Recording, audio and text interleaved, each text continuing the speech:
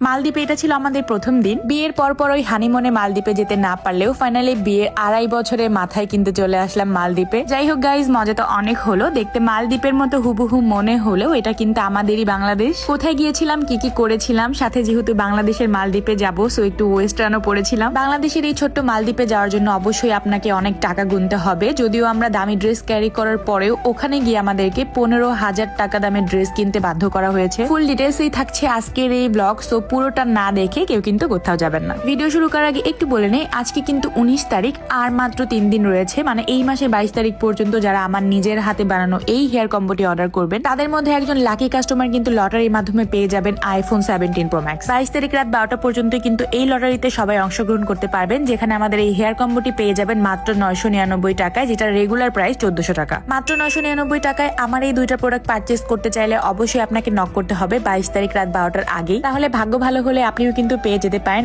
iPhone 17 Pro Max। So আমার product নিয়ে আর কিছু আমি বলতে চাই না, আমার পেজ উপরে ক্যাপশনে মেনশন করে দিয়েছি, আর হোয়াটসঅ্যাপ নাম্বারও কমেন্ট বক্সে দিয়ে দিয়েছি। আর হ্যাঁ, আমার আজকের এই ভিডিওটা যেই সকল আপু ভাইয়ারা সর্বোচ্চ শেয়ার করবা, তাদের মধ্যে 5 জনকেও আমি দিয়ে দিব আমার হেয়ার কম্বোটি গিফট। সো আর দেরি না করে এখনই কি অর্ডার কনফার্ম করে আসো, আর মাত্র কিন্তু 3 দিন বাকি আছে। যাই হোক, এইবার চলো ঘুরে আসা যাক বাংলাদেশের ছোট্ট একটা মালদ্বীপ শহর থেকে, যেখানে আসলে যেখানকার ভাইবসটা আসলে মালদ্বীপের মতো। সো আমিও কিন্তু ওখানে যেহেতু যাব, যার জন্য একটু ওয়েস্টার্ন ক্যারি করেছি। আর আজকে আমার এই ড্রেস পরে আমাকে কেমন লাগতেছে অবশ্যই সবাই তোমরা কমেন্ট বক্সে জানিয়ে যাবা। আমার ছোট ছেলেটা এখনো যেহেতু অনেক ছোট, ও অনেক কিছু আসলে মিস করে। আমি ওকে খুব মিস করি কোথাও গেলে, আর মনে হয় যে কবে যে ওরা দুজনই আসলে বড় হবে, আর সব জায়গাতেই ওদের দুজনকেই নিয়ে যাব সাথে। যদিও সাথে আমার বড় ছেলেকে নিয়ে নিয়েছিলাম, কারণ যেখানে যাচ্ছি এখানে ওর জন্য অনেক রাইড আছে, যেখানে ও অনেক বেশি এনজয় করতে পারবে, তাই ও সাথে ছিল। আমার ছোট ননদের বাসায় বেশ কয়েকদিনের লাইট শেষ করে এই তো আর 2-1 দিন থাকার পরে কিন্তু বাসায় চলে আসতে হবে, যার জন্য ভাবলাম সবাইকে নিয়ে একটু ঘুরে আসা যাক। বাচ্চা কাচ্চা নিয়ে রেডি সেডি হয়ে আমাদের বের হতে হতে বেশ খানিক লেট হয়ে যায়। চেয়েছিলাম 10টার মধ্যে আসলে আমাদের গন্তব্যে পৌঁছাবো, বাট আমাদের বের হতে হতেই 9টা বেজে যায়। তারপরে সকালে নাস্তা না করে বের হয়ে পড়েছিলাম। ফার্স্টেই বের হয়ে আমরা সবাই মিলে নাস্তা করে নেই, এন্ড তারপর আমাদের গন্তব্যে চলে আসি। আমাদের আজকের গন্তব্যস্থল ছিল হচ্ছে বাংলাদেশের মানাবে ওয়াটার পার্ক, যেটা ছিল বাংলাদেশের বলা যায় প্রায় 1 নাম্বার ওয়াটার পার্ক, মানে বড় বিশাল ওয়াটার পার্ক, আর অনেক বেশি বিলাসবহুল। এন্ড এখানে আসতে হলে অনেকগুলো টাকাও গুনতে হবে। এখানে আসার জন্য আপনারা চাইলে হয়তোবা অনলাইনেও টিকিট কেটে রাখতে পারেন, বাট আমরা এখানে এসেই হচ্ছে টিকিট কেটে তারপর ভেতরে প্রবেশ করি। পার পার্সন আমাদের প্রায় 6,500 টাকার মতো করে নিয়েছিল। সো আমরা প্রায় 6 জনের মতো ছিলাম। তো কাউন্ট করলে আসলে বুঝতে পারবেন কতগুলো টাকা। মাঝখানে সবগুলো রাইড, ভেতরে সবগুলো রাইড একদম এমনিতেই চড়তে পারবেন, ওখানে গিয়ে আর এক্সট্রা টিকিট কাটতে হবে না যদিও।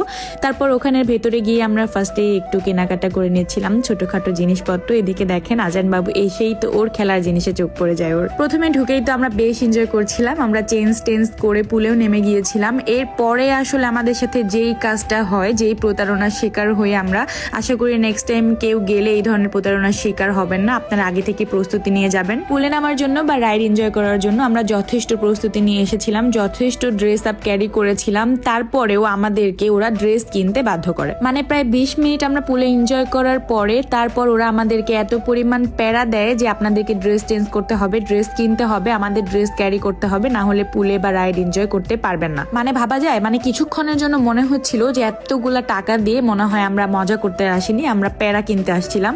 যাই হোক, এরপরে কি আর করার, যেহেতু চলে আসছিলাম বাচ্চা কাচ্চা নিয়ে, সাথে আমার ননদের বেবিরা ছিল, ওদের আসলে মন খারাপ হতে দেইনি, বাট আমার হাজবেন্ড কিন্তু অনেক বেশি রাগান্বিত ছিল ওদের ওপরে। তারপরেও কিছু করার নাই, যদিও গিয়েছি এত দূর জার্নি করে, আর আমরা ওইভাবে আর কিছু করতে পারিনি। আমাদেরকে প্রায় 15,000 টাকা ড্রেস কিনতে হয়, শুধু আমাদের না, ছোট্ট আমার বাচ্চা ছেলেটার জন্য আমার ড্রেস কিনতে হয় এক্সট্রা করে। আলহামদুলিল্লাহ যে আল্লাহ আমাদের ওই সামর্থ্যটা দিয়েছিল যে আমরা এক্সট্রা করে আরো 15,000 টাকা ড্রেস কিনতে পেরেছি। বাট যারা বন্ধু বান্ধব মিলে টাকা তুলে, সবাই মিলে হচ্ছে টাকা তুলে যেভাবে 5-10 হাজার টাকা বাজেট করে যায়, ওখানে গিয়ে আসলে ওদের ওইভাবে এক্সট্রা করে ড্রেস কেনার মতো সামর্থ্য থাকবে না, বাট তারা কিন্তু গিয়ে প্রচুর পরিমাণে বিপদে পড়ে যাবে। মানে ওখানকার ম্যানেজার থেকে শুরু করে ইনচার্জের সাথেও আমাদের অনেক পরিমাণ তর্ক, কথা কাটাকাটি হয়। মানে ওদের সাথে কথা বলে এতটুকুই বুঝতে পারলাম যে আমরা যদি ড্রেস না কিনতাম বা আমাদের কাছে যদি বাই চান্স টাকা নাও থাকতো, তাহলে আমাদেরকে ওখান থেকে মানে ওই ভেজা শরীরে আসলে রিটার্ন করতে হইতো। ওরা আমাদেরকে কোথাও নামতে দিত না, কোনো রাইড এনজয় করতে দিত না। সো আপনারাও কেউ যদি এই মানাবে পার্কে আসার মতো প্ল্যান করেন বা যান, তাহলে অবশ্যই ওইভাবে প্রস্তুতি নিয়ে যাবেন, বা হচ্ছে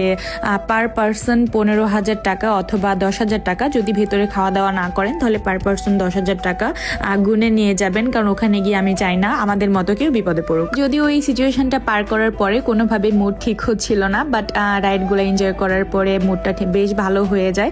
অনেক ভয়ানক ভয়ানক রাইডগুলাই ছিল, মানে ওখানে গিয়ে কিন্তু টিকিট কেটে যাওয়ার পরে কিন্তু আমাদের এক্সট্রা কোনো টিকিট কাটতে হয়নি, সবগুলা রাইড আপনি চড়তে পারবেন। তারপরে ওখানে আমার 30 টাকা দামের কোক খাইতে হয়েছে প্রায় হচ্ছে 150 টাকা দিয়ে, মানে 100 টাকা দিয়ে।